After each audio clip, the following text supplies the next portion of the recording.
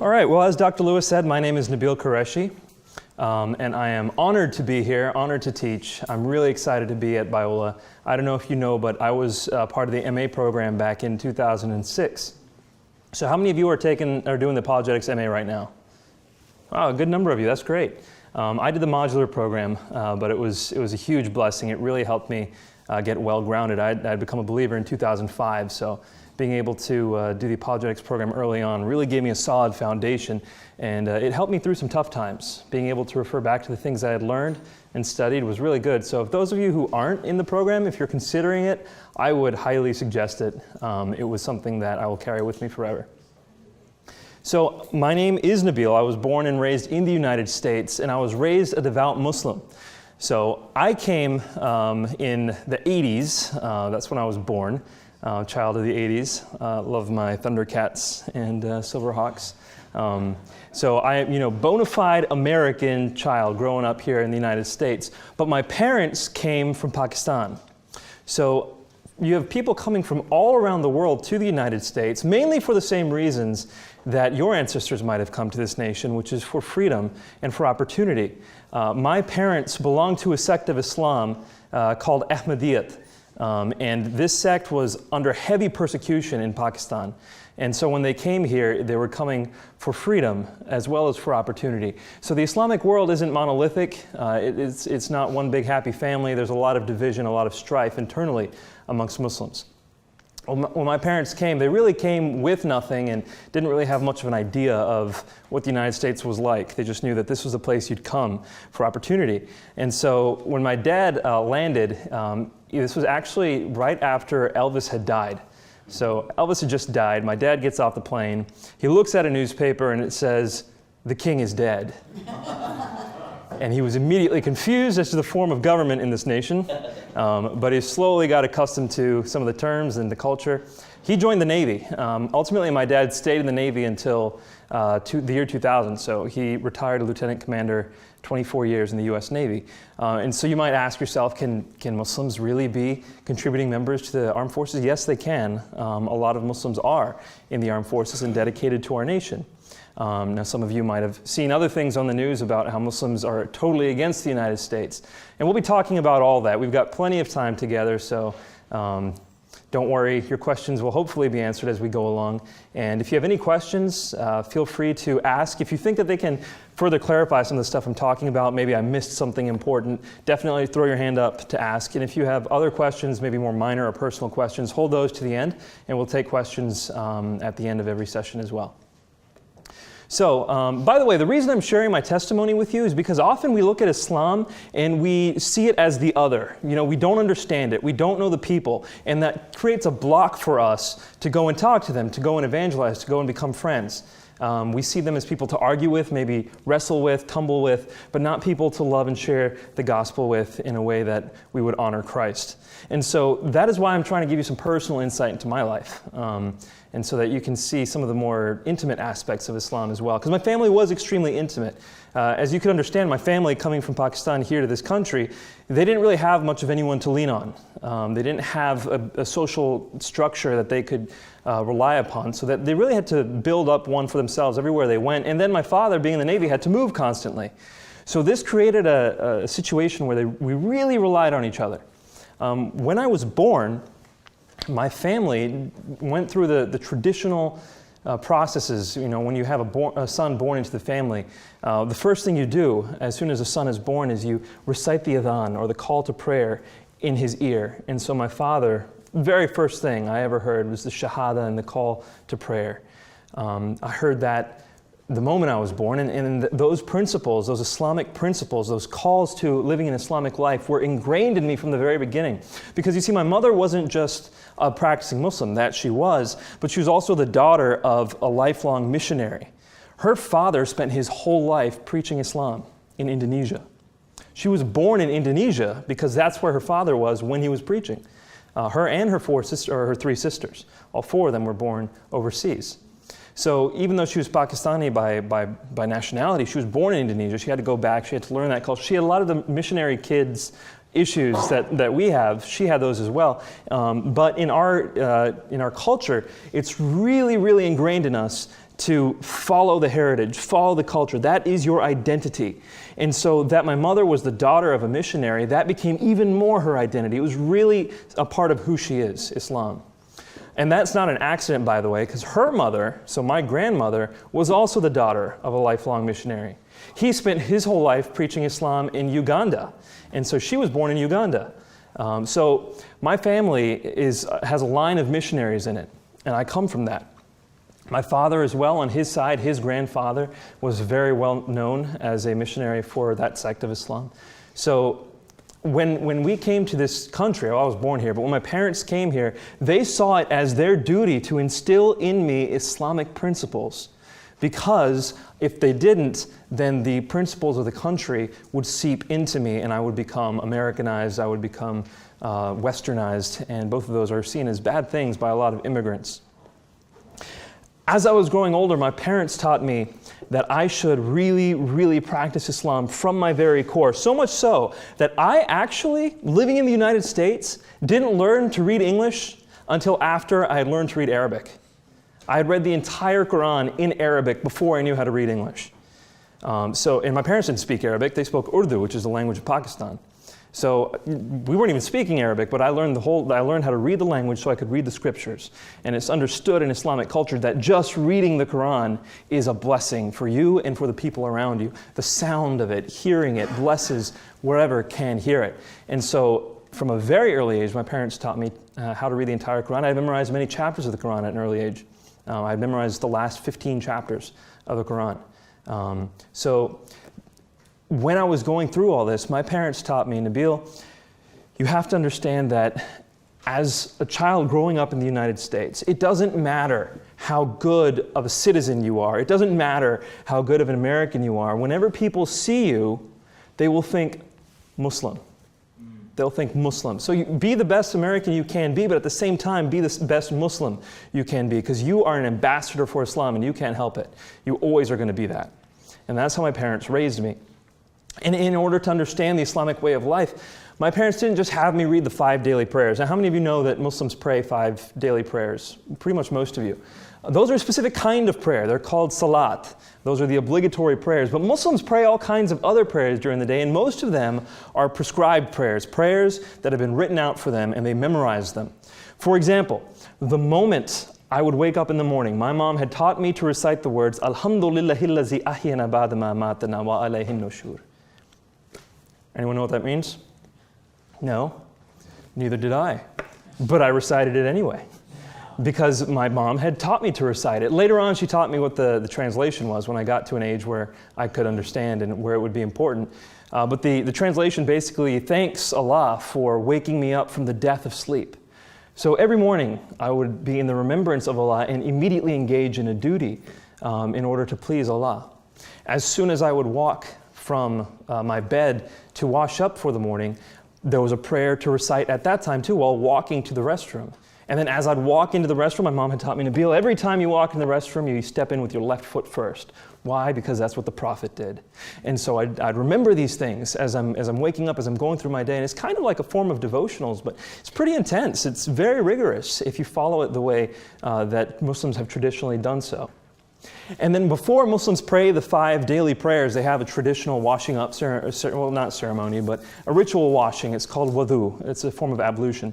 And so while doing that in the morning, wash my hands, washing my face, washing my feet, there would be a prayer to recite. So I'd be reciting that prayer. It'd be prayer after prayer after. As soon as the wudu was done, there was another prayer to recite.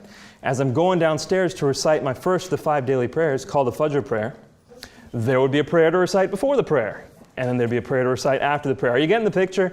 It's just life as a Muslim was imbued in constant reverence and remembrance of Allah.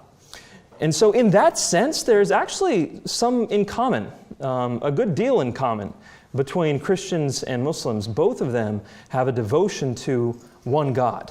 Now, the image of that God and the teaching of that God are very different.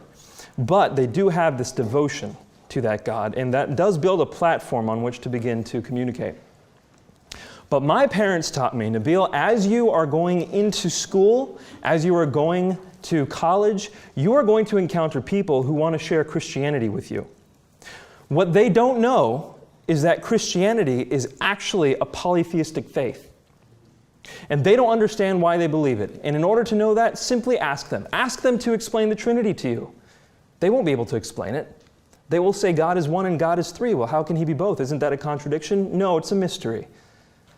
Well, if that's the case, why should I believe it? What compelling reason is there for me to believe that? And I actually think you're trying to disguise the belief in three gods into a more acceptable belief of one God. That's how I was taught to respond to the Trinity. But far more important to most Muslims in this country, if you've ever engaged in a conversation with Muslims and the Trinity probably did come up, but another thing that will come up almost immediately is the deity of Christ. Now, I had been taught, Nabeel, if anyone ever says to you, do you know Jesus? Your response should be, absolutely.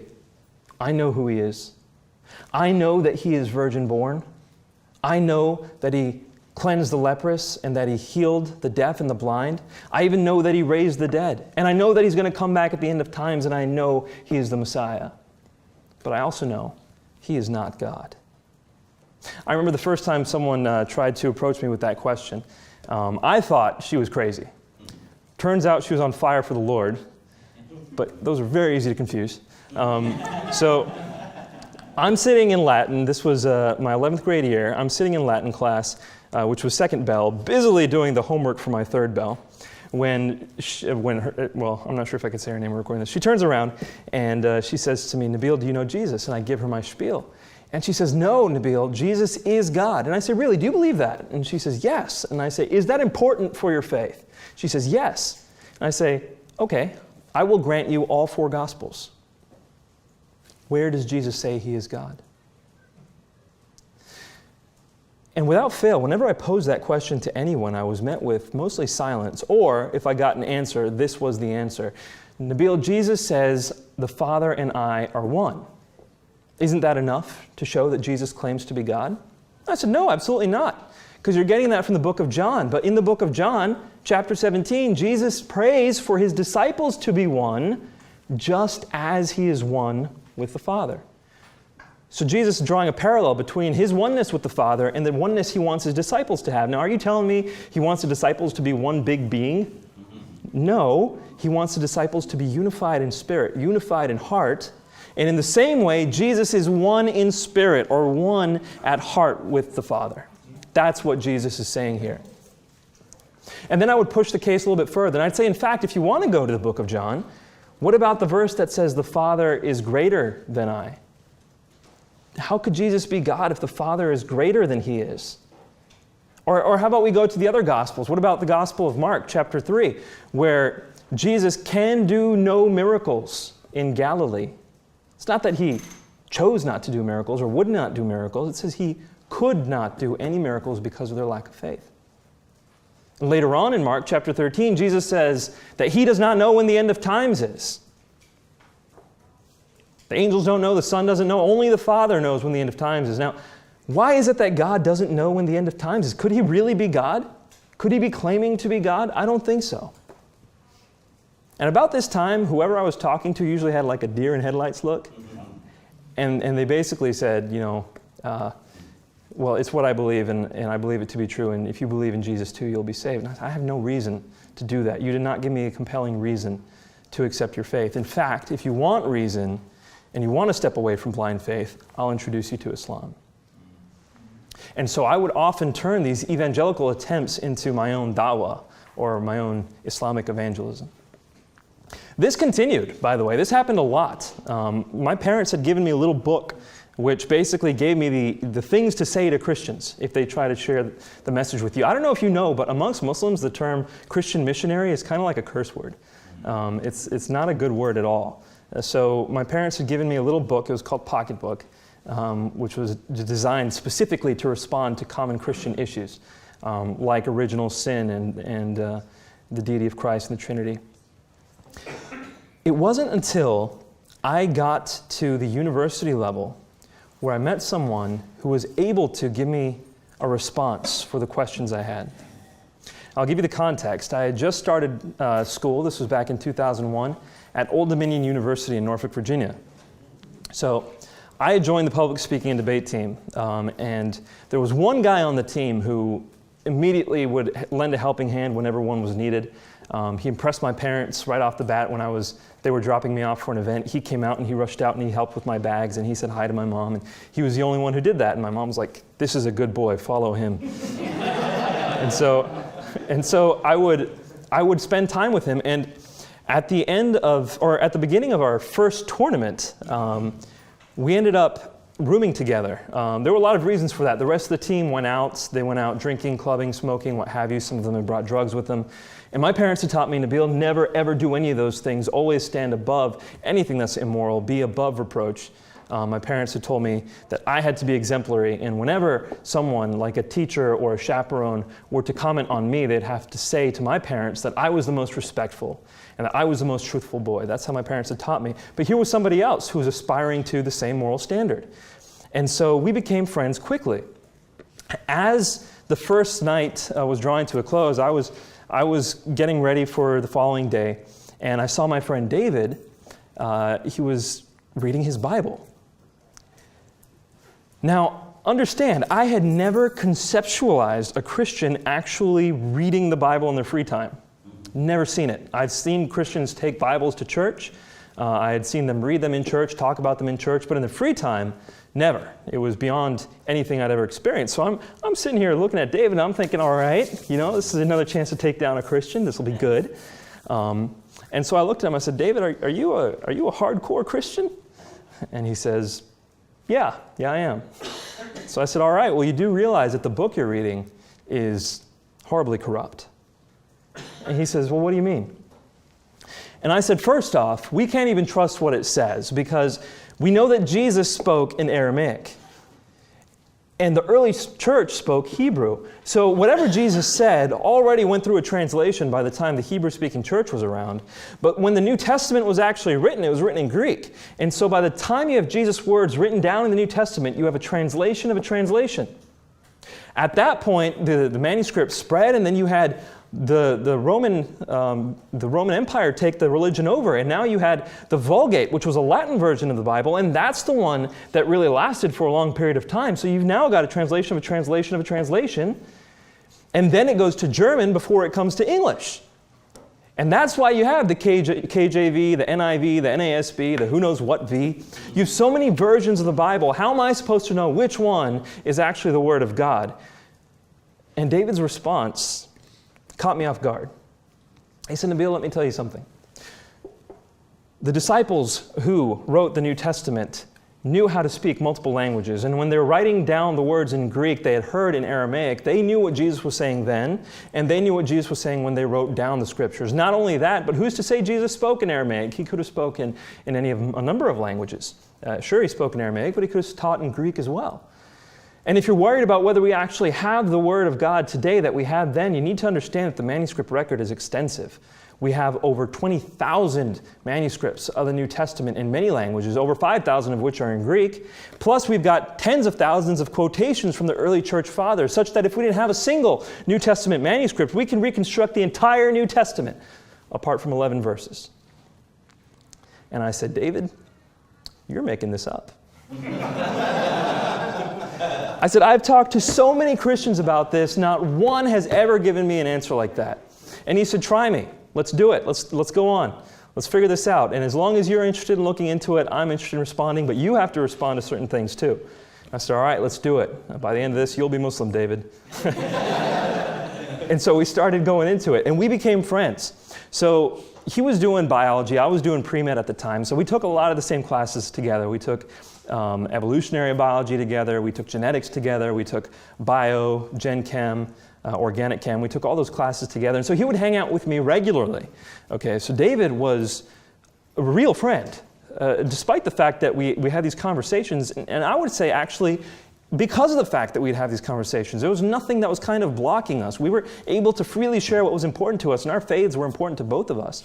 But we did that in the context of relationships, so that I knew if he ever threw any punches at me, contextually, argumentatively speaking, I would be able to respond knowing that he's not trying to tear me down, he's trying to give me something he thinks is better. So whether or not I agree with him, I do think he's being my friend by arguing with me. And in that context, in that relationship, he was able to share all kinds of things, and I was able to share my thoughts with him. And our friendship was real. Like I said, I started college in 2001, and so that was August. September of 2001, things got crazy when the two towers were attacked. I didn't know how to respond. See, my parents had taught me my whole life that Islam is a religion of peace. And if you've been in the West for any amount of time and discussed things with Muslims, you've probably heard that too. Islam is a religion of peace. My parents had taught me that. And here are people who, in the name of Allah, are flying planes into a building, killing all kinds of people. Now, I had been taught to understand when, Americans invaded Muslim countries, that's Westerners being imperialistic, that makes sense. But I had never been exposed in such a deep way to Muslims taking out innocents. It was powerful, it hit close to home, and I didn't really know what to do personally. I went through a period of crisis there. What is this faith really about? How could these people come away with the idea that you can kill people if they're following the same faith I'm following? And so I began to become more careful about my search. But at the same time, David was there, and he wouldn't cut me a break. I mean, we were sitting down, we were watching something going on with Al-Qaeda in Afghanistan, and this was, I think it was at my place. And David smacks me on the arm, as he does, characteristically smack. And I look at him and I was like, what? And he says, pointing to Al-Qaeda, he's like, why don't you just call your cousins and tell them to quit it? And I was like, man, if you'd have done something about Hitler, then I'd think about it. So it was a very real relationship. And we went forward and we talked about all kinds of issues. Now, if you know Muslims, if you discussed with Muslims, there are all kinds of issues that their imams have taught them to bring up when these conversations are happening. We've already talked about the New Testament record, but after about a year of talking with David and looking into the record, I began to realize very quickly that the New Testament was accurate to what it originally said. Despite the fact that imams had told me my whole life that the New Testament was corrupt, I realized there's really no way the message could become corrupt.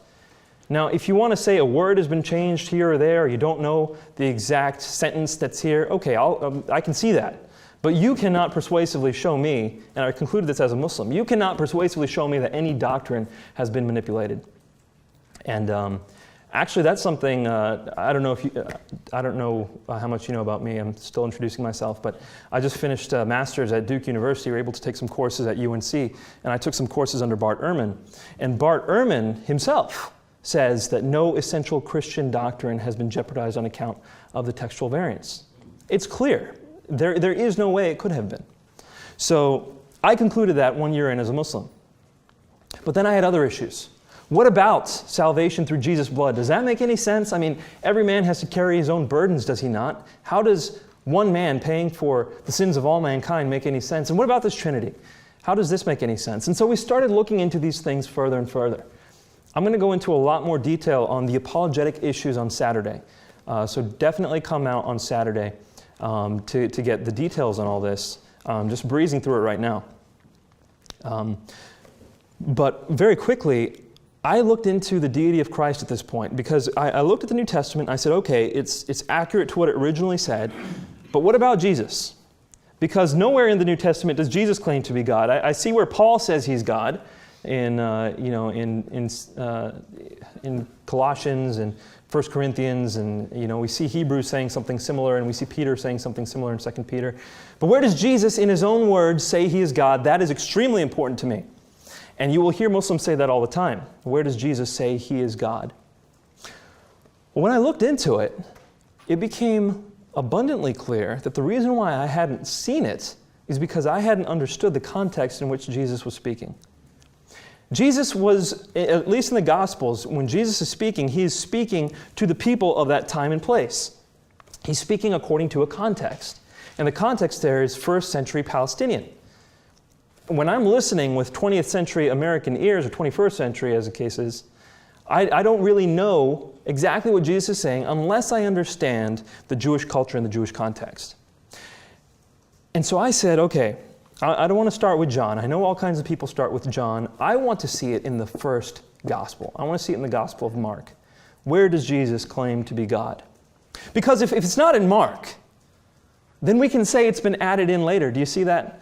I don't know if you're familiar with gospel chronology. Most people, the consensus of scholarship is now that Mark has priority and that Luke and Matthew came next and John came last. And people always turn to John's gospel to talk about the deity of Christ. But it's the last one. Why not look at the first one? Because if the Christian message spread and the deity of Christ was important from its inception, then we should be able to see it in the first gospel. Doesn't that make sense? Mm-hmm. Yeah. So I said, where do we see it in the Gospel of Mark? And upon further investigation, I realized that we see it exactly where we'd expect to see it, which is when Jesus is asked, "Who are you? Are you the Christ, the Son of the Blessed One?" Here's the high priest, Mark 14:61, asking Jesus to say who he is. And Jesus has to respond, because you know from Romans we're told that we have to respond to authorities, that God has put the authorities above us. And in this case, the high priest was no different over Christ. And so he is telling Jesus, he's charging him to tell him who he is. And Jesus responds by saying, "I am, and you will see the Son of Man seated at the right hand of the power and coming with the clouds of heaven." Okay. 21st century American ears, what the heck did he just say? First century Palestinian ears, tear open your robes and say, "He has just committed blasphemy. What do you all say? Is he not worthy of death?" And they all say yes. What did Jesus say? Well, again, real quick, Jesus made a reference to 3 verses or at most, possibly 2, but potentially 3. He starts off by saying the "I am," which, if it were an "I am" statement, refers to Exodus chapter 3, verse 14. He then responds by saying, "You will see the Son of Man coming with the clouds of heaven," which is a clear, unequivocal reference to Daniel chapter 7, verses 13 and 14. And then he says, probably in the most powerful of the 3, that he will be seated at the right hand of the power, which is a reference to Psalm 110, verse 1. Unpacking all of these, any of these, you will see that Jesus is making a very high claim as to his being. He's putting himself right there next to Yahweh. He's co-identifying himself, to borrow a term from Richard Bauckham, with Yahweh. I realized this as a Muslim, and I began to panic. I began to realize that Jesus himself aligns himself, co-identifies himself with God. Well, that shakes everything up, because up to this point, I was able to put stuff off. I was able to just kind of argue academically. You know, I was trying to just challenge my friend David, and I was going to bring him to Islam slowly but surely. But now, if the New Testament is accurate to what it originally says, and in it Jesus claims to be God, I've got a problem. And so as a Muslim, I start praying a lot more fervently, and this issue became a lot more personal. We discussed the other stuff too. We discussed the issue of the Trinity. How can we know whether God is 3 in 1 or not, and is that even possible? I remember exactly where I was when we had this conversation. It was 2003. David and I were taking organic chemistry over the summer. We were being total goofballs, sitting right next to each other, front row. Professor was right here, and we'd pass notes right in front of her. And she would just shake her head, because he was number 1 in the class and I was number 2. So she couldn't say anything. It was awesome. So anyhow, one class, it was really cool because we were waiting for David's first son to be born. So it was a really fun time. So one day, our professor, when talking about, how many of you have taken chemistry? Eons ago, perhaps? Organic chemistry, any of you? Okay, you have my sympathies. So our professor was talking about resonance structures. Okay, so everything in the world is made up of molecules. Everything physical in this world is made up of molecules. This podium, even though it's solid, is actually made up of molecules that are constantly moving. Electrons and protons and neutrons make up each atom, which makes up each molecule. So this is actually moving really fast. And what you have is a nucleus of an atom, the protons and neutrons. You got electrons floating around them really fast. When these atoms come together, they make molecules. And sometimes the electrons are shared amongst the molecules. Okay, that's all the science you need for this. So these electrons that are shared, sometimes they jump into a different formation, conformation, back and forth. Those are called resonance structures. My professor said this. She said, A molecule is every single one of its resonance structures at every point in time. But it is no single one of its resonance structures at any point in time. Did you catch that? A molecule is every single one of its resonance structures at every point in time, but it is no single one of its resonance structures at any single point in time. And I listened to her, and I said, if she as a scientist can believe that, what's the problem with the Trinity? Let me unpack that for you just a little bit. When we understand science at a deeper level, when we look microscopically or we look really big, we begin to realize that not everything works the way it works on the macro level here. Things work differently, even in the natural world. Light, for example, exists as both a particle and a wave. That makes no sense to physicists, but they know it's true. But more importantly, I began to realize, why am I putting God in a box? If God is incomprehensible, maybe my comprehension is smaller than God. In fact, if God made man, I would expect man to not be able to grasp God. And when I realized that, my qualms with the Trinity dissipated. Now, I didn't think the Trinity was compelling. I didn't think that there was a good reason to believe it. But I began to realize that it was viable. It was a viable model for the nature of God. I had other issues. Salvation through Jesus' blood.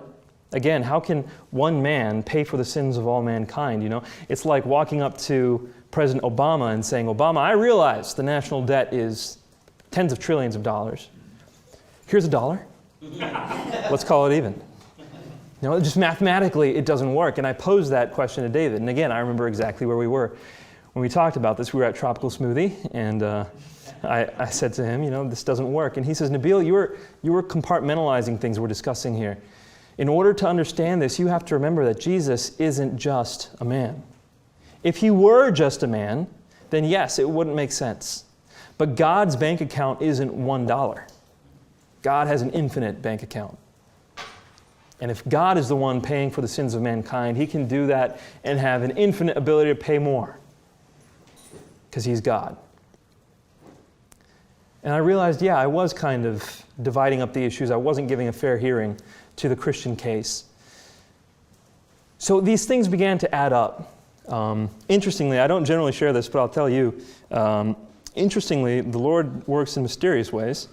David came up to me one day, and he said, Nabeel, I can see, this was earlier on. He said, Nabeel, I can see that you like talking about these things, but they're not affecting your heart. They're not affecting your person. What would make it such that you would actually consider Christianity as a potential truth? And I said, well, you're right. I don't think it's even possibly true. But in order for me to think it were possibly true, you would have to show me that my father could not respond to certain objections. So if you were able to argue my father out of this position, or out of one of his positions, then I would consider it. And he said, great, why don't you bring your dad to such and such a place next Saturday, and you and I and 3 of my friends can sit down and we'll talk about these issues. I said, sounds good. So David's friends turned out to be, Michael Lacona lived in our neighborhood. And so we're at Mike Lacona's house, and Mike Lacona brings his friend, Gary Habermas, in. And so it's me and David and my dad and Gary, Mike, and another person there. And we talked about the resurrection. We talked about whether Jesus died on the cross. We talked about the Shroud of Turin. Suffice it to say that about an hour in, I began to realize that we had no leg to stand on. The Quran teaches that Jesus did not die on the cross. Chapter 4, verse 157 of the Quran teaches that he did not die, nor was he crucified, but so it was made to appear. Well, when you look at the historical evidence, you have to take a stand. As a Muslim, you have to say, either I'm going to stand with my theology or I'm going to stand with history. You can't pick both. You can't have your cake and eat it too on this issue, because history stands entirely against the Islamic position. And they made us realize that rather fast. And as I walked out of there, I realized that, yeah, my dad doesn't really have all the answers, which is understandable. He wasn't trained or anything. I just looked up to him that much as far as my source of Islamic teaching. And that's something that we'll revisit later. The issue of authority amongst Muslims is extremely important, and we will revisit that. But later on, in 2004, so that was closer to 2001, in 2004, David took me to a debate between Michael Licona and Shabir Ali. This happened at Regent University, which was just down the street from where I was living, and they debated the issue of the resurrection. I sat with David on my left and Gary Habermas on my right, and Gary was constantly commenting as we were going along, and as we walked out of there, Gary asked me, he said, David asked me, he said, Nabeel, what do you think of the debate? And I said, honestly, I think that Mike had the better position. I don't think he was compelling, but he did win the debate. And Gary says, so as it stands right now, you think the resurrection is more compelling? And I said, yeah, but that's all you have over the Islamic case. And he looks at me, he's like, the resurrection is all we have? I'm like, that's all we need, Nabeel. Okay, thanks, Gary. So the things began to stack up. And notice, for me, the objections were primarily intellectual. Why is that? I'm going to take a pause here. Why is that? Is that the case for all Muslims? I don't think so. I don't think that's the case for everyone, because what are a lot of people lacking, especially in Islamic culture, that I wasn't lacking at that time? An intimate connection with their father and an intimate relationship with the family. Love. I had plenty of love in that family. I mean, my mom loved me. I'm the only son in our family. And so she poured into me and invested in me. She really loved me, and my father as well. And they didn't teach me to be, like a lot of Muslims are taught out in the East. They're taught to be, chauvinistic and male-centered and whatnot. That wasn't the way our father modeled fatherhood.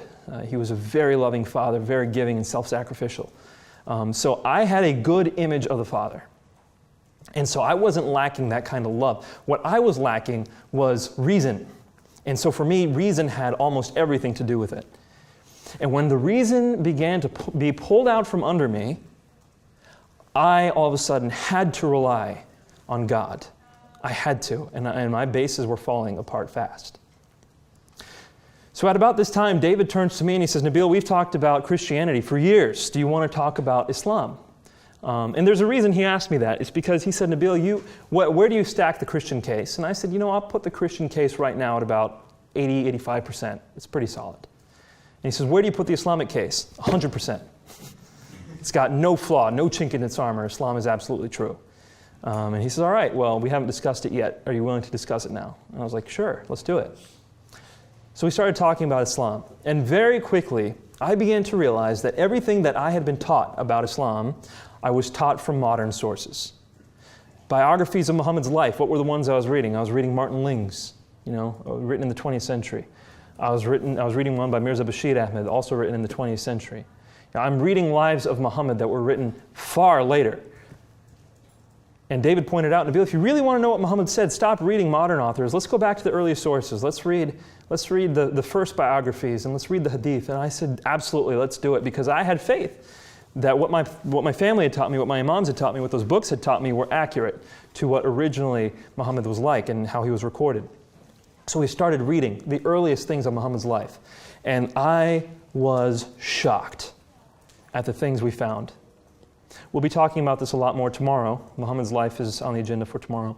But the things I was finding about Muhammad that no one had ever taught me, and that were not just existent in the earliest sources, but prevalent in the earliest sources, were shocking.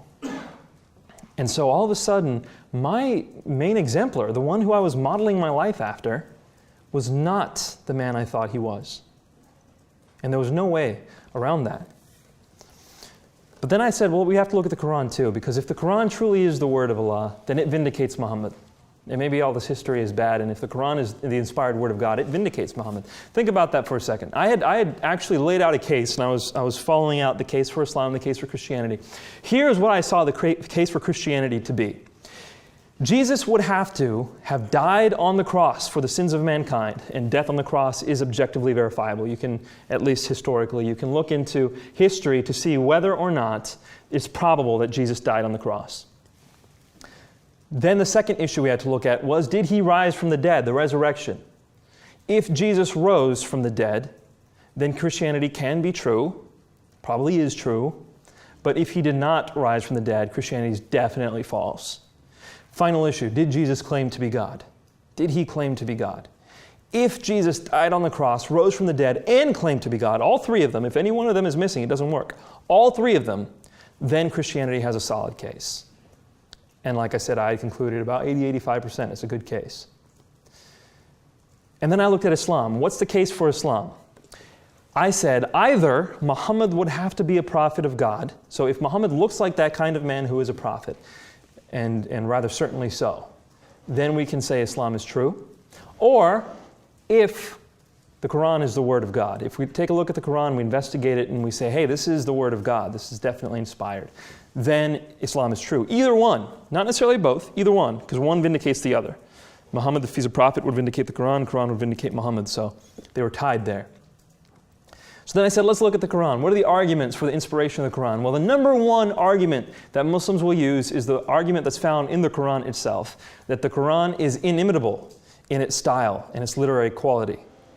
It is so literarily excellent that no one could ever write a book like it, or even 10 chapters like it. Or the Quran even says no one can write even one chapter like the Quran. This is the challenge the Quran itself issues. If anyone comes to Muhammad and says, you are but a forger, or you are just someone who's making things up, Muhammad would respond by saying, well, then you write a chapter like it, or write a book like it, and you will see you cannot. Call all the hosts of heaven, or the hosts of demons, the unseen, it says the jinn, call the jinn with you, and you will realize you can't write a book like this. So that's the number one challenge. We'll talk about it tomorrow, but I realized that challenge just doesn't work. Another thing, and probably the second largest thing, maybe even functionally more important than the first, is that the Quran is perfectly preserved. No change has ever been introduced into the Quran ever. Today it exists in the exact same form it existed when it was originally compiled. No changes have ever been made, not a jot, not a dot, nothing. It's exactly the same. Compare this to the Bible, where you have Mark 16, 9 through 20, which was tossed in there. You had John, the end of John 7, beginning of John 8, which was tossed in there. And you had changes in 1 John. You had changes all over the place that lots of people, all kinds of changes, obviously corrupted. The Quran, unchanged, perfectly preserved, divine Word of God. And this vindicates the Quran because the Quran says in chapter 15 that Allah will preserve it. Chapter 15, verse 9, Allah will preserve, He will guard this Quran. So, we looked into the preservation of the Quran. Began to realize that there were significant problems there as well. And again, we'll talk about that tomorrow. There were other arguments for the Quran, the science in the Quran. A lot of people turn to scientific issues. Look at the Quran, it has these scientific miracles in it. How could Muhammad have known this scientific knowledge? Clearly he didn't. Allah was telling it to him, therefore this is the inspired book. And I think that's the most argumentatively sound of all the arguments. If there is knowledge that surpassed Muhammad in the Quran, then it was written by a more intelligent being, and the one on the list would probably be God. But I quickly realized that all the scientific miracles, or the scientific knowledge in the Quran, were simply trumped up. They weren't actually there. So I concluded then that the case for Christianity was looking far more strong than the case for Islam. And if I were going to be objective about this, that would have to change, or I would have to leave Islam. So I started praying a lot.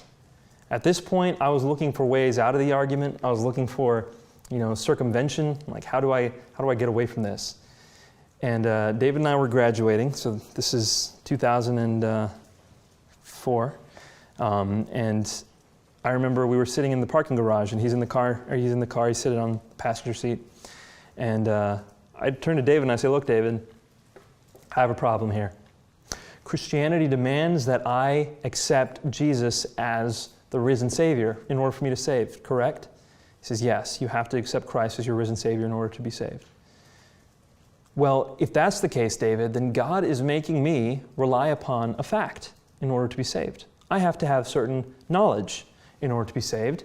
But as it turns out, no one has access to objective truth. We all have filters. We all have lenses through which we see the world. How could God, in a just manner, expect me to know a fact in order to be saved? It doesn't make any sense. I don't have access to that truth. And therefore, God is unjust to expect me to know that. I can't believe in Christianity. And David, without looking at me, again, characteristically, he said, Nabeel, you know that's not true. And I said, darn. Because I knew what he was saying. He hadn't said it yet, but I knew what he was saying. He was saying, Nabeel, if you believe in God, then God has access to absolute truth, and He can lead you to it. And that's true. I completely believed, even at that time, in the verse, ask and you shall receive, seek and you shall find, knock and the door shall be open for you. There's a very similar verse in the Quran. Not too similar, but similar in its meaning. If you seek God, He'll answer. And so at this point, I put all the argumentation aside. Well, not completely. I did take it to people to get more answers and in case I had missed something. But now it became a matter of praying. And I traveled from mosque to mosque to mosque, praying and asking imams to answer the questions that I had. The biggest issue that I had, I didn't even get to tell you the biggest issue I had. It had to do with the Quran. It's found all over the Quran, but there was one verse that caught my eye. It's chapter 4, verse 24 of the Quran, the surah on women. 434 is the one that people normally focus on, but 424 was a bigger deal to me. In it, it said, allowed for you are women whom you have married, and those whom your right hands possess. So allowed for you are your wives, and those whom your right hands possess. Well, what does that mean? You know, it doesn't really make sense to me. So I asked my parents what it means, and my parents said, Nabeel, it means that you're allowed to marry your handmaidens, because the women whom your right hands possess, those are your handmaidens. Those are your slaves, or your servants. My parents never called them slaves. Those are your servants, and you can marry them if you choose. But I said that doesn't make sense, because it says, allowed for you are your wives and those whom your right hands possess. So wives are a separate category. Women you've married are over here. Here are other people, and they're allowed as well. For what? And she said, well, I don't know any more than that. If you want to know more, go look at the commentary. And so I went to the hadith, and I looked it up. Sahih Muslim tells us, he gives multiple cases of this, but the one, I'm going to kind of conflate them, but they're all there in the Sahih. Soldiers of Muhammad approached Muhammad out on the battlefield, and they said to him, Muhammad, we are far away from our wives, and we are in want of sexual relief. We have these slave women. We do not want to get them pregnant. So is it okay for us to pull out early, or should we just finish? And Muhammad's response is, it doesn't matter whether you pull out early or if you finish, they'll get pregnant either way. In other words, Muhammad says, these women whom you've captured on the battlefield, you can have intercourse with them. We read in other hadith, also found in Sahih Muslim, that they're asking if they can do that while their husbands are still alive. And you can hear their husbands groaning from among the prisoners. Another hadith clarifies that they ask if they can do that, even if they're planning on selling the women into slavery. And Muhammad says yes.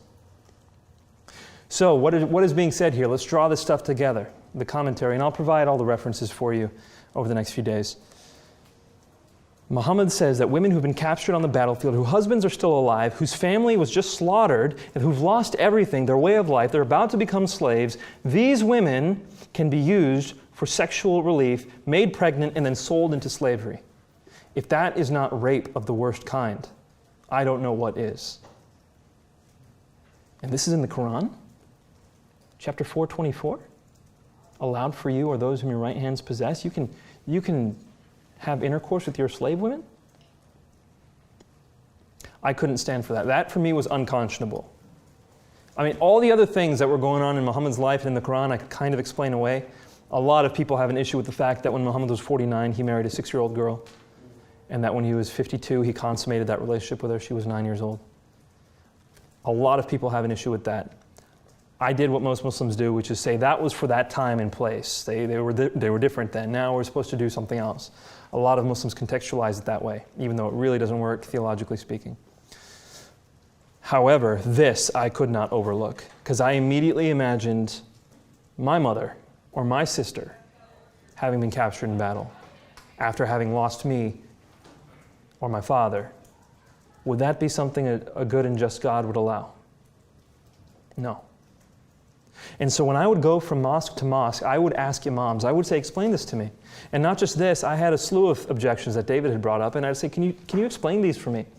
And we'd go through them, and I was still Muslim at the time. I would wake up early to go pray the morning prayer at the mosque, even if it meant walking a mile. I remember in London, when I went to the London mosque, I would walk a mile to get to the mosque to pray in the morning. And I'd walk back. By the time I got back, I'd be hungry, and then I'd eat, and I'd walk for the afternoon prayers. It pretty much consumed my time there, but it was worth it because I wanted to seek God, and I wanted to find the answers to these questions. And no imam that I brought the questions to was able to provide a good answer, quite frankly, because there is none. There is no good answer. This is exactly what the hadith record. The best an imam could do is they could say, well, these hadith are not trustworthy. Like all of them, this whole genre of hadith are not trustworthy because there's more than one. Yes, none of them are trustworthy. It was all made up. Then how can I trust them for anything? If they're so horribly fabricated at a very fundamental level, how can I trust them for anything? And the answer was, well, you can trust them if they teach according to the spirit of Islam. Well, what is the spirit of Islam? Am I not getting the spirit of Islam from the hadith? No, you're supposed to turn to the Quran. Well, the Quran had this in 424. And you can see the arguments would just go. And ultimately their response was, you have to listen to us. You're being rebellious. You're not being a respectful young boy. You need to listen to your elders. Which is a legitimate position in our culture. Stop asking questions. Shut up and just do what we say. It's a very common way of life for many people, but I couldn't do that. So then I turned to God alone. And I started praying and fasting. I'm sorry, not praying and fasting. Praying and asking God for a direct sign. Understand, in Islamic culture, Middle Eastern culture in general, you have a lot of reliance upon the supernatural, upon dreams and visions, to guide you on various issues. For example, my sister decided not to marry someone because she got a dream about that. In fact, my sister had been praying a special prayer called the istikhara prayer, which asks God to give you a dream or a vision or some kind of guidance. So she decided not to marry someone based on that. My father got all kinds of crazy dreams. He got so many dreams that came true that he asked God to stop giving them to him. He got scared. I'll give you an example. My father, when he was enlisted first, then he went on to the officer ranks. When he was going from E5 to E6, he had to take a test, and he took it with 5 of his buddies. When he takes the test, he has a dream that night where he and his friend, one of the 5, where all of them are in a field, in the middle of a battlefield, and they're being shot at, and they see a fence off in the distance. And they know that if they make it over that fence, they'll be alive, but if they don't, they'll die. And so they start running for that fence. And my dad jumps and he makes it over, and one of his friends makes it over, but the other 4 friends do not. When they get the test scores back, guess what? My dad had passed, that one friend had passed, and none of the other friends did. It's commonplace. My dad tells that story as if it's another story. There's a creepy one. My grandmother, when her father died, she had a dream, after they had buried him, she had a dream that in the middle of the night she hears a knocking on the door. This is a dream. Someone almost had a heart attack when she didn't hear that this was a dream. So she's dreaming that she's asleep, and then she wakes up, still in the dream, and she goes to the door because someone's knocking at the door. She opens it, and there's her newly deceased father, covered in water, just drenched. And he says to her, "Help me." That's the whole dream. She wakes up, she's scared. That's scary. And so she gives money to the poor. That's what we did in our culture when we had bad dreams. We'd give money to the poor immediately. And then she went to sleep that night, had the same dream. 3 nights in a row, she gets the same dream. She can't take it anymore. She goes to the imam and she says, "What should I do?" And the imam says, "I don't know what you should do, but here's some advice. Just go, pray about it, go visit your father's grave, and see what happens." And so she prays and she goes to the grave. Well, it turns out that at that time was the monsoon season. So this is when the rains had started up in Pakistan. And an animal had burrowed into her father's grave. And the grave was full of water. That's creepy. That's Stephen King stuff. The last one, and those are ones I've heard as stories, but this one I saw. I didn't see it myself, but I was there when it happened. Back in October, my mother gets a dream where her grandfather and her aunt have come and are asking for my grandmother. So my mom's grandfather and my mom's aunt, so in other words, my grandmother's father and my grandmother's sister, who've both passed away, they come and they ask for my grandmother, who's still alive. And my mom has this dream. She thinks it means that my grandmother's going to die. And so she immediately wakes up, she gives money, and she doesn't say anything about it. She has the same dream again. I think she had it twice. And then she calls my aunt in England. My aunt in England picks up the phone and they just kind of have this small talk. "Hey, how's it going? Any weird dreams lately?" "Yeah." My aunt had the same dream. Wow. And so that got them to the point where they're saying, "We have to check on me," which is mother. So they called up my grandmother, say, "How you doing?" She said, "Great, I'm doing better than I have in a long time, fine." And they said, "Oh, okay, it must have been just a crazy coincidence." Less than a week later, my grandmother passed away. So I am not here to tell you why this happens. I'm not here to fit it into your theology. I'm just telling you that it happens. And it means a lot to Muslims. Even I, at the time, I was relying upon dreams and visions for guidance from God. So I asked God. I said, "God, can you please give me a dream or a vision?" And I prayed for it more and more. It got to the point where I was praying for this. I don't know if you've seen Muslims pray, but there's a point in the prayer where you've got your nose to the ground and you're prostrate before Allah. And it's a very humbling position. We as believers have a lot of freedom to pray however we want, but I would suggest you try that at some point. Just put your face to the ground before God. Changes the way you think. And I'm just pouring myself out to God, and I'm saying, "God, can you please just give me a dream or a vision or whatever it is to show me what the truth is? Whatever the truth is, I want to follow it. I don't care if it's Islam or if it's Christianity. I just care about who you are. And it doesn't matter how difficult the path is to walk, I will walk it." And that was my prayer.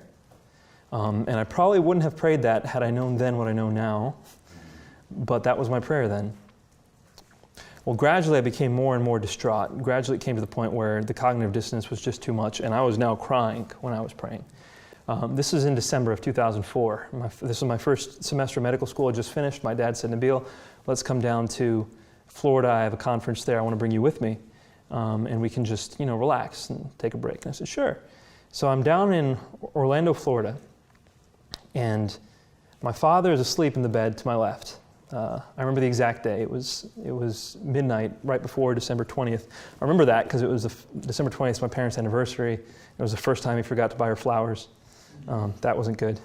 So, anyhow, so he's in the bed to my left, and I'm kneeling at my bed, and I'm just praying, and I'm crying, and I'm asking God, can you just give me a vision, a dream, a sign, something, anything? Because I cannot get to this truth. You need to give me this truth if I'm going to know what it is, because I can't get to it myself. It was probably one of the most humble moments of my life. And at that moment, I received a vision. And it's hard to describe, but if you can imagine, I was sitting at the edge of my bed, and the wall, which was just a few feet away from me, it was already dark in the room, but at this point, it was gone. It was like pitch black. Everything was gone. And all I saw instead of the room was just thousands of crosses. And I was in that vision probably for a second, a minute, I don't know. But as soon as I came out of that, I looked up at God and I said, God, this doesn't count. I was like, I'm in Florida, Epcot Center, it's a small world after all. Things are messing with my head. Could be jet lagged, who knows? I can't trust this, maybe this is my mind. And you have to understand, from a Muslim perspective, there are a lot of things that are keeping you from accepting the gospel. There's a lot. Okay, for one, I didn't know this at the time, but reflectively, I realized that what was playing at my mind at the time was, number one, if I accepted Christ, if I believed that this vision was really from God, in other words, then I was going to have to not just give up my family, but hurt them more deeply than they've ever been hurt. And reciprocally, I would be hurt more deeply than I had ever been hurt. I was going to have to lose everything as far as my friends and family was concerned. Well, just to give you a picture, at the time, when I was going to family meetings, if there was Friday prayers, Friday's a Sabbath for Muslims, if there was a Friday prayer, someone has to lead the Friday prayer. They generally pick the person who's the most well-versed in the Quran and the Hadith, etc. And I was often the one that was picked. I was the one who would lead the Friday prayers. I was the closest one to an imam that was often there. When my cousins had questions about Islam, they would come to me. They would ask me, and I would do the exegesis from the Hadith or from the Quran. That was me. I was the one who was expected to carry this banner of Islam in my family. And here I was about to let down everyone if I accepted what I'd just seen as a vision. In addition to that, Muslims have to often, I didn't thankfully, well, not from my friends and family, but Muslims often have to face the possibility of death for leaving Islam. It's called the law of apostasy. The main 4 schools of Sunni thought and the main 3 schools of Shia thought all believe in the law of apostasy. Under some circumstance or another, you can be killed for leaving your Islamic faith. Now, they put different qualifiers on it. Should you be given a few days to repent? Should you not? What if you're a woman? What if you're in the West as opposed to an Islamic nation? Different people put different qualifiers on it. But under some circumstance or another, the vast majority of Muslims think that you can be killed for leaving your Islamic faith, and that does hinder a Muslim from accepting the gospel message. But probably the one that mattered the most to me, or more than that anyway, was the fact that the Quran teaches that if you believe that anyone other than Allah is God, you are committing the only unforgivable sin, shirk. And you can go to hell for it. In fact, you will go to hell for it. Specifically mentioned, by the way, this is chapter 5, verse 72 of the Quran. Specifically mentioned in that verse is Jesus. If you believe Jesus is God, you are among the unforgivable, and you're going to hell. So a Muslim is faced with losing everything he has as far as family and friends on this life, maybe losing his life itself, and if he's wrong, losing his afterlife. There is a lot at stake. And that plays in the back of the Muslim's mind. It's not something that they're thinking of, I have to give this up in order to accept. It's not that conscious. It's not at that level. It's a subconscious thing. And so for me, I needed more certainty before I would accept everything. And so I asked God, I said, God, can you give me another dream? I'm sorry, not a vision, a dream. Forget I ever asked for a vision. Can you please give me a dream? And if that dream tells me to become a Christian, I'll become a Christian. And if it tells me to stay Muslim, I'll become Muslim. I'll stay Muslim. Well, that night I got a dream. And I don't think we have the time tonight to go into the details. You can read it on my website. My website is creed26.com, by the way. CREED 26, the numbers.com.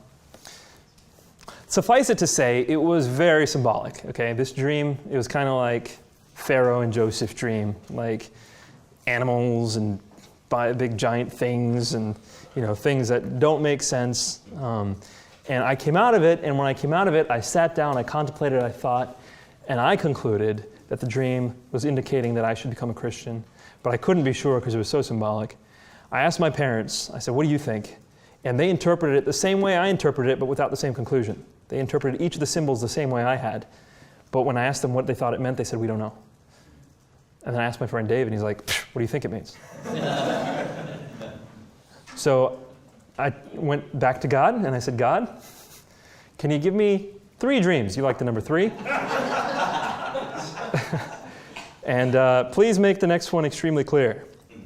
I'm saying it like I was demanding these things of God. I was actually just really, really asking for them. And so, interestingly, God took more and more time to give me these. The vision I had immediately, and then the dream I had later that night, and then the second dream I had a few days after I asked for it. But this one's a very clear one, and I'll share it with you. In this dream, I'm standing at the threshold of a narrow door. Okay, the door is very narrow. That's the most poignant part of the dream. It's just wide enough to fit me, and it's just tall enough to fit me. And it has some depth to it, 5-6 feet or so, made of brick. It's a doorway, kind of. And at the other end of the doorway is a room set with a feast. Round tables everywhere in this room, and the food on the tables, but people haven't started eating yet. Everyone is dressed up extremely well, and they're sitting at the tables, but they haven't started eating. They're all looking that way. They're waiting for the speaker or the owner or whoever to come and start the event. I know I want to be in that room. Like, that is where I want to be. But I can't get into that room because at the other end of the doorway is my friend David. He's blocking it. He's sitting there. And I can't get past him. And so I look at him and I'm like, David, I thought we were going to eat together. And he says, you never responded. And even in the dream, I knew that in order to get into that room where I wanted to be, I needed to respond to David's invitation. When I woke up, I called David. And I said, David, what do you think this means? And I could hear his eyes roll. And he says, Nabeel, this dream is so clear, I don't have to interpret it for you. Which reminded me of what I had asked God. I said, God, can you give me a dream so clear I don't have to interpret it? And I said, what do you mean, David? And he says, just go to Luke chapter 13, verse 22. And I had been given a Bible by David, an NIV study Bible, well before I'd ever planned on reading it. And so I pulled it out and I opened it up. And in the NIV study Bible, Luke 13:22 starts off with the words, the narrow door. And my heart kind of skipped a beat. I hadn't read this section of Luke before. I'm going to paraphrase it for you. Here's what it said. Jesus is going through the towns and villages preaching the good news of the gospel. And the disciples asked him, Lord, are many people going to be saved? And he says, make every effort to enter through that narrow door, because many, I tell you, will try, and few will be able. And you will see people sitting inside at the feast of Abraham, Isaac, and Jacob.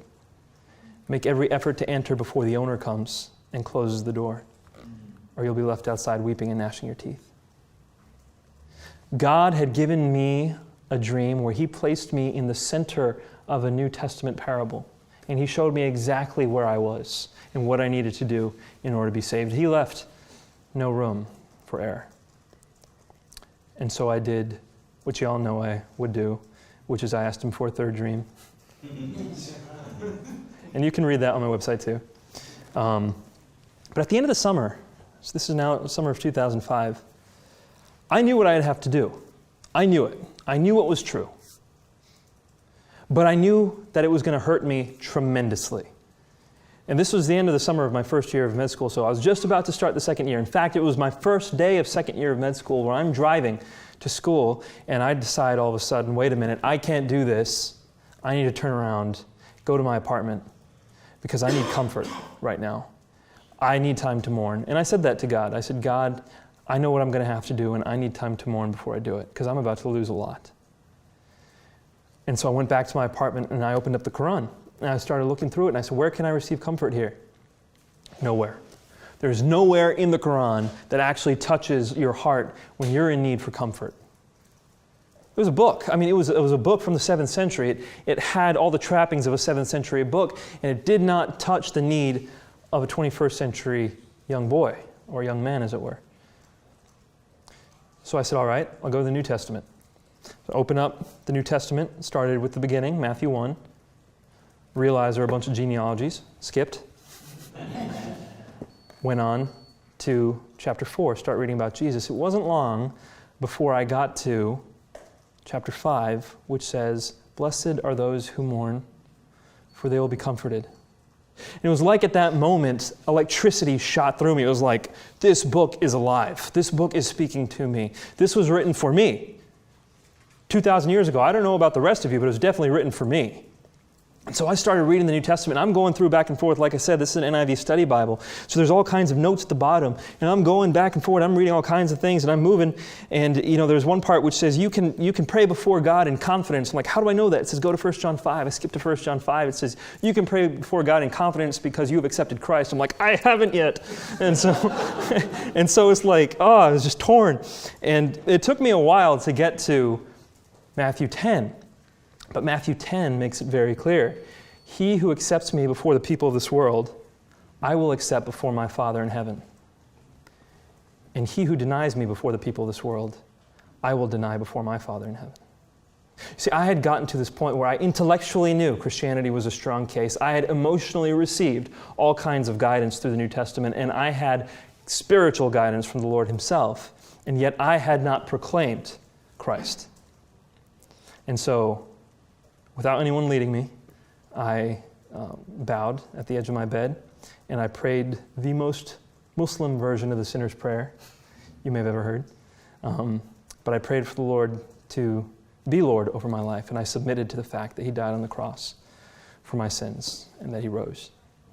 So that is the story of how I became a believer. But when it all clicked for me was a few days later. A few days later, after my parents knew, after they had found out, David had just moved. David had moved to New York, so my best friend was gone as well. I was all alone. I was praying before God, and I prayed to him through tears, and I said, God, why is it that I am still here? I cannot bear this kind of pain. Why did you not lift me up to heaven the moment I believed? Because I can't take this. This is too difficult. And I don't know about your theology again. I'm just going to tell you what happened to me. At that moment, I heard the words, because it is not about you. And all of a sudden, I felt like I had been shocked by 10,000 volts of electricity. I was stuck. I was literally mouth agape stuck for like 10 minutes. Just couldn't process. I was like rewired. I was rebooted in that moment. I just got up and I walked out, and all the pain and all the travail just kind of melted. And I got up and I walked out and I looked outside and I looked at the world, and it looked so different. But I saw somebody walking, and all of a sudden, that person looked so much more different than any person had ever looked, because what I saw was not just someone. What I saw was someone that Christ had died for, that God himself had come incarnate into this world, that he was willing to take on pain and suffering and the humiliation of human flesh in order to die for.